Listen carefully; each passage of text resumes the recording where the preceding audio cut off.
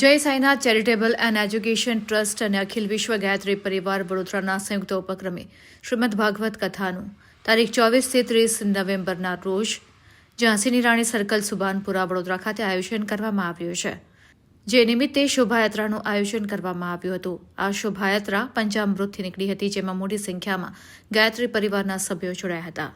શોભાયાત્રા કથાના સ્થળે પહોંચી હતી અને દીપ પ્રાગટ્ય કરી પોથી પૂજન કરી શ્રીમદ ભાગવત કથાનો પ્રારંભ કરવામાં આવ્યો।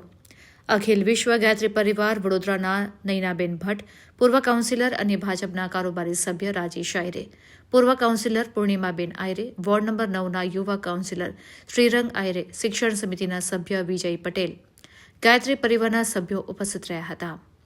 શ્રીમદ ભાગવતનો પ્રારંભ થયો છે ત્યારે કથાવાચક પ્રજ્ઞાપુત્રી કીર્તિબેન દેસાઈ દ્વારા શ્રીમદ ભાગવત કથાનો મંગલ પ્રારંભ કરવામાં આવ્યો હતો।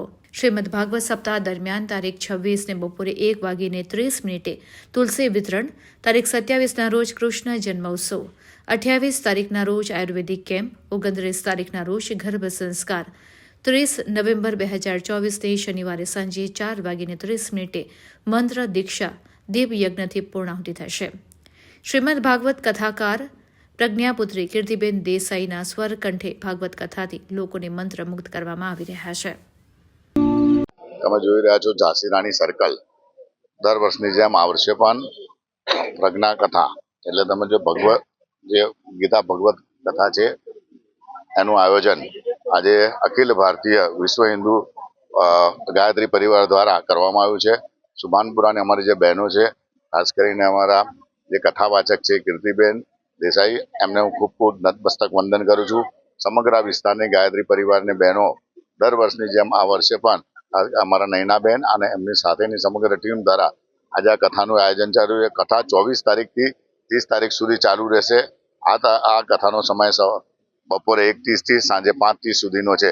તો દરેક વિસ્તારની દરેક બહેનોને ખાસ આમાં આમંત્રણ છે અને સૌ લોકો આવો।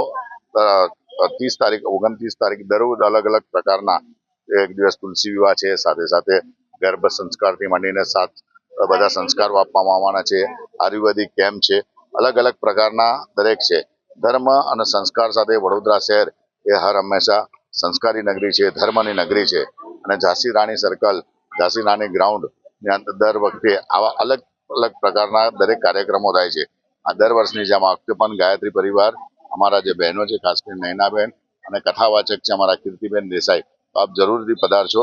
સમગ્ર આયરે પરિવારનું પણ આપણને આમંત્રણ છે અને અમારા નૈનાબેન અને એમની સમગ્ર ટીમ દ્વારા 15 દિવસથી ખૂબ મહેનત કરી અને અહીંયા આજે તમે જુઓ છો કે આજે કથાનું આગમન બી થયું છે। ભાગવત કથાની આજે પધરામણી થઈ છે અને આજથી શરૂ થયેલી કથા રોજ બપોરે 1:30 ચાલુ થશે।